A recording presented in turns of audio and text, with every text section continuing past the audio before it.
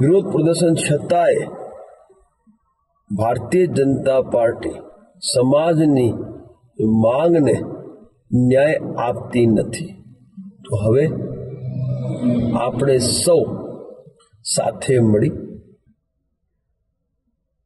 ગુજરાત પ્રદેશ ભાજપા કાર્યાલય કમલમ ગાંધીનગરે સંમેલન માટે ભેગા થઈએ. તારીખ 9 એપ્રિલ 2024 બપોરે 2 વાગે. અને જેને જે સમજવું હોય સમજે.